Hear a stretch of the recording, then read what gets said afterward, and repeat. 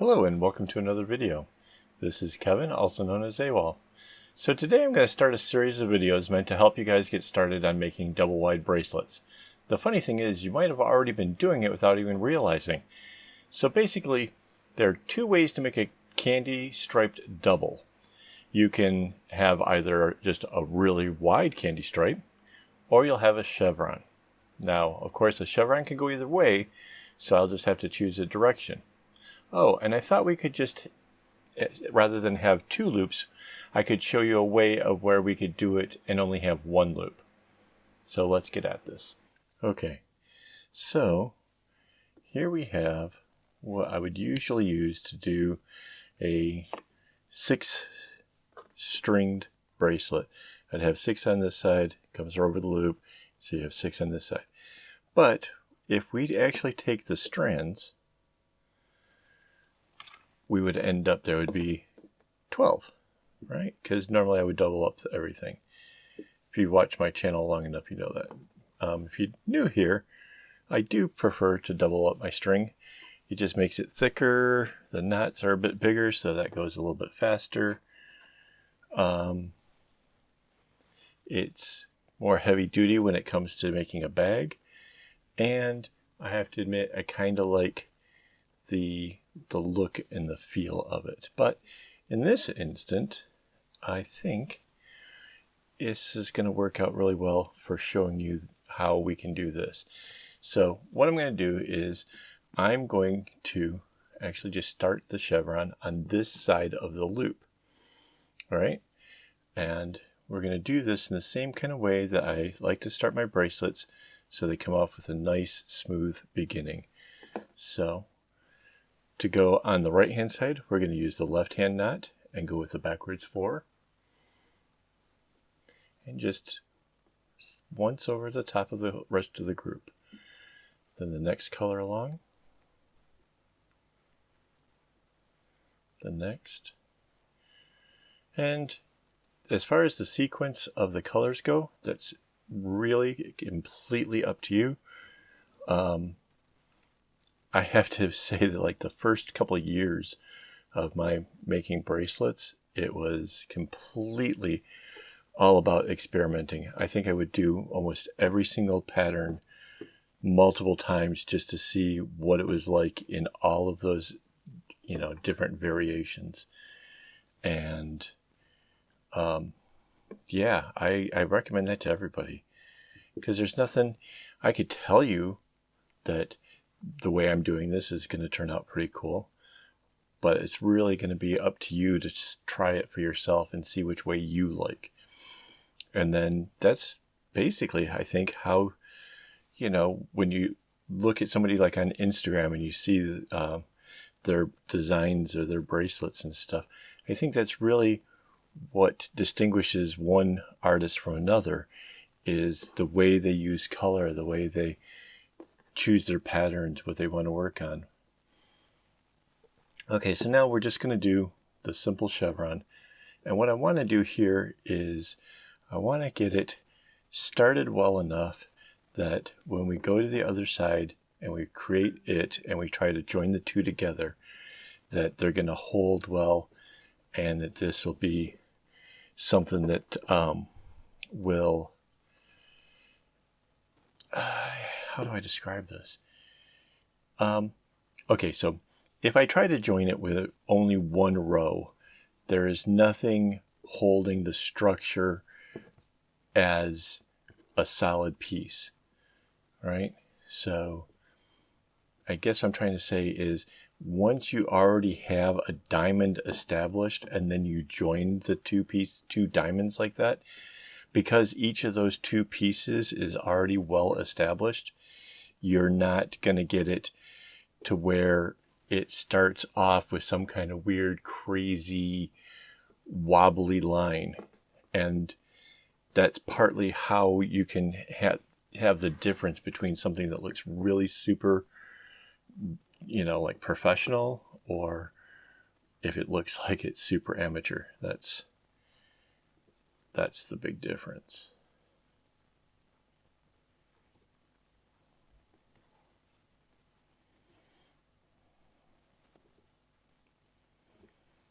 Okay.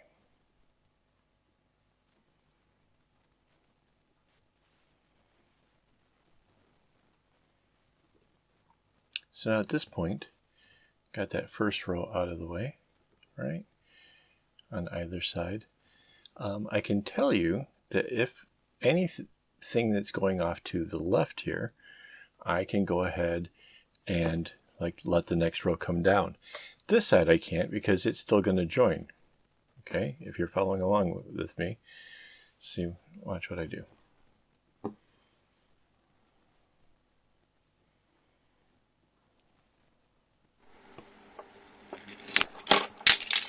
So,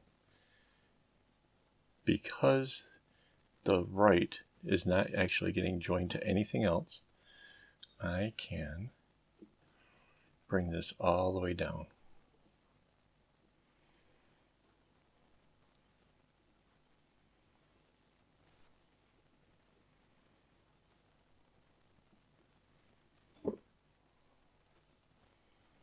And mind you, this is the same kind of chevron that the other one was. And if you, I don't know if you noticed, that was from the easy set of 4 for friendships bracelets I was showing you in the first scene there. So again, real beginner stuff, but I kind of want to go into this because some of the next videos I have intended to show you guys, I'm going to go from here and it's just going to get kind of progressively more intense until we get up into some really cool stuff, I think. And without being able to reference these, I think it could have gone really bad for anybody who's a little bit new to this. So this is really the beginner level.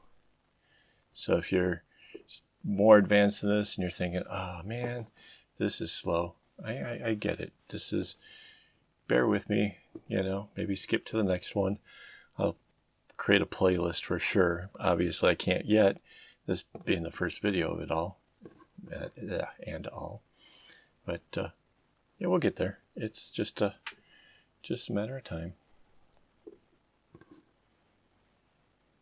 And I know this isn't my typical Friday advanced tutorial that I've been doing here for a little while now, but I think because this whole series is going to go from kind of beginning level on upwards, I think we're going to kind of take a little break from the whole Monday easy, Friday more difficult thing, and kind of just run with this for at least, I have no idea. I'm not sure how many videos I have for this, but I do know that there is a number to go into this because this is really what led me towards doing bags.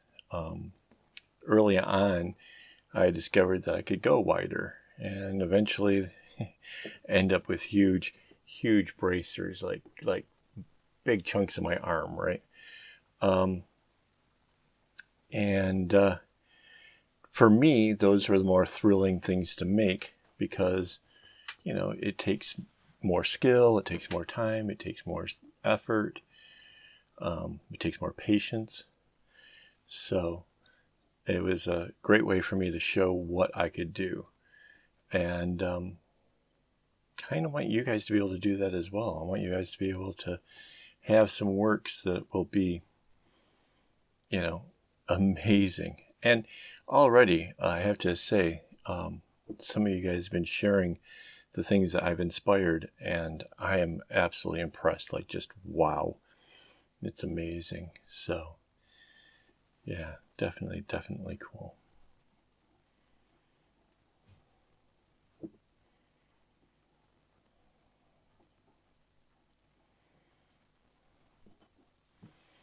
All right, I don't think we have to bring it all the way down to the point. I think this is going to be enough to connect it pretty well. So I'll go and get started on the other side. Now, of course, the other side, I'm going to do it just the same, but we wouldn't have to. And I want you to keep that in mind because that's kind of what we're going to do in the next one is change up what the two sides are. But for now, let's just kind of see how this goes. And go from there. Alright, so here's my two blacks. Basically have to split these apart so there's the same amount on either side. And then we can line them up.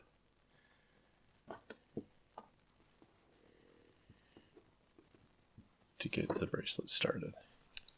Well, this side of the bracelet, I guess. Now, if I were to say be trying to turn this into a bag, at this point, I would say, oh wait, let's see, that naturally wants to go there. Okay. That you could have more of these loops lined up and they would all join in the same way that I'm going to join this center here. And that's, I don't know if that'll be an epiphany to some of you guys or not, but it really is basically that simple. It's just joining multiple things together. That's how I get bags. The largest so far is 400 string. That's the one that I'm going to be giving away on Patreon. That's kind of exciting. I'm kind of looking forward to that personally. I think that's the kind of thing where, I don't know. I can't imagine if I was the recipient of something that big. Like, wow. So, if you're interested in that, I suggest going over to my Patreon. It too has the same thing, aka AKAAWOL. Kind of use that everywhere. I have for a very, very, very long time. So, all right. Don't want to get myself too distracted in conversation. I still have work to do here. Let's see.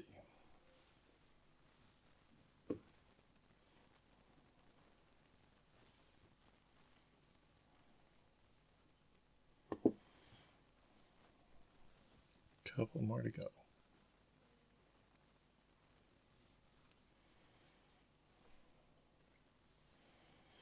There we go.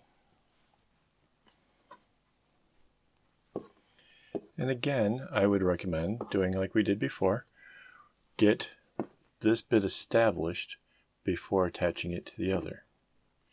It just really makes sense, because if you try to attach it while it's not very well established, it comes up kind of messy, or at least has more potential to. I'm sure it could be done. I'm sure there's somebody out there who's going to show me the work and they're going to say, look, I can do it. I really, in my tutorials, want to teach to the easier side of doing everything. Granted, I know that some very difficult moves can be done, but if you start out with doing it the easiest way possible, I think everybody will in general have a better time with making stuff. It won't seem so daunting. It won't be such a difficult learning curve. You can get experimental and try to break the rules and stuff later on. But if you start out with just a good, strong foundation, I think everybody's going to have a lot more fun. Because sadly, I can tell you that the people who saw my work and thought, wow, I'd like to do that. Gosh, you make it look so easy.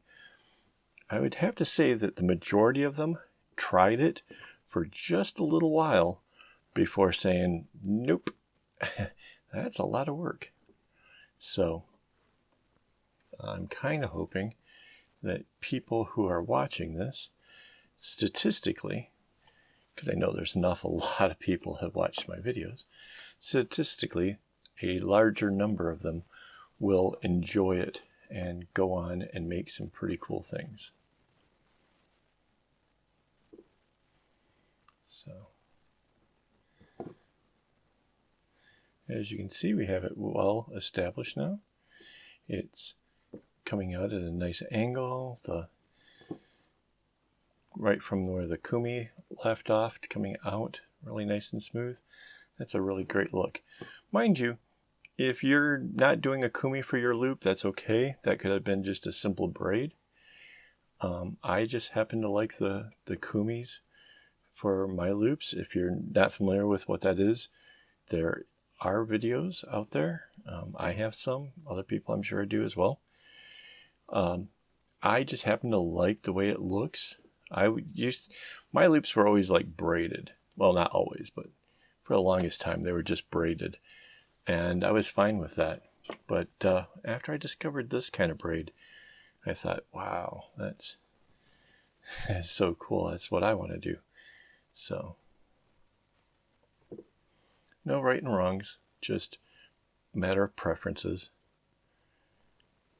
This all in is 12 strands, so of course it works out really well for the Kumi. If you had a different number, it might not work out so well. That's understandable. You might have to go with a different method. I did a whole video on various methods, so hopefully something in there might be of kind of help to you. You can see this is kind of just chugging along. So this would just be a double wide of a chevron. Now, I suppose at this point you can imagine that whatever bracelet design that you were working on probably could actually do this same thing, right? Whether it was, I don't know, just any pattern should be able to be doubled. The more difficult one I've ever did was the one where it looked like a wave. That was a little bit trickier, but still could be doubled. So yeah, if you double a zigzag, you could end up with an arrowhead, right? I don't know why they call it an arrowhead. To me, it was always just part of the whole zigzag family, but sure, somebody else gave it the name. I can live with it. But yeah, I can do a video on that one, show you how doubles on that can work. And that one has an interesting potential for a double, just as though this one would. If you can imagine, so we did these both identical. However, if we had wanted to, they wouldn't have to have been. We would have had to line up the colors differently, but we could have had it to where this one is coming down, where this one was coming from the other direction, right? So this came this way, we could have had it going this way. And then the things would have come together. You would have had an interesting zigzag there, right? You can do that as well with the arrowhead type zigzag, which would give it a much longer from the top to the bottom. So yeah, there's a whole world of possible ways these things can be done. And unless you really explore it, I say you're really kind of missing out on something, because I think there's a lot to be enjoyed in trying something different, trying to see what you can come up with. Mind you, has somebody else already done it before? Yeah. Is there a pattern to probably be found somewhere? Sure. But kind of working it out on your own means that you won't have to study the pattern. You won't have to look at it and be like, okay, next I do. If you are doing it based off of, okay, I know that this is where I was and this is what's going to happen, you won't need a pattern. There's no way that I would look at a piece of paper for something like this, right? I know what's happening. I know that now that this gray is together, it's matched to the other side exactly. Those two darkest pinks are going to get tied in knots to each other. Then the next pink will get tied going across there. I just know that because I can follow the way that it was put together, the thought that came when I was, thinking about doing this. And as a result, if you keep following that, same progression and you keep getting more difficult, pretty soon you're doing some pretty complex patterns. And again, without the paper, without any need, you can see the way your design was meant to go, and you just follow that. And I think that's something that's sort of missing these days. I don't hear a lot of people being all happy about just going at this and nodding. I mean, look, I'm talking my way through this whole thing, which means I'm not having to concentrate on what I'm doing so hard that I have to be remain silent or something. That means that if I was just quietly doing this to myself, I end up in a relatively, nice meditative state.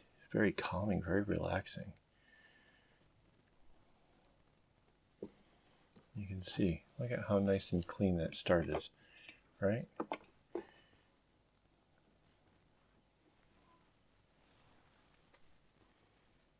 Okay. So, the lightest pink is coming down. So, kind of was tempted in actually going from this pattern into a different pattern, but I think the more significant part here is how to get it started and how to finish it.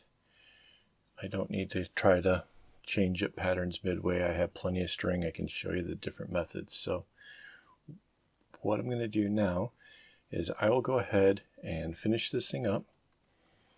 And when I get down to the bottom, I will show you how I finish it.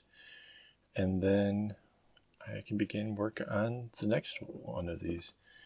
If there's any of the ideas I was discussing, if those are something that you are really interested in, you're curious about, and you want me to kind of jump to that particular one, first or something, leave me a comment. Let me know what you want to see, and I'll see if I can do that, because, I'm kind of open to, doing this whichever way works best for my viewers. So, all right.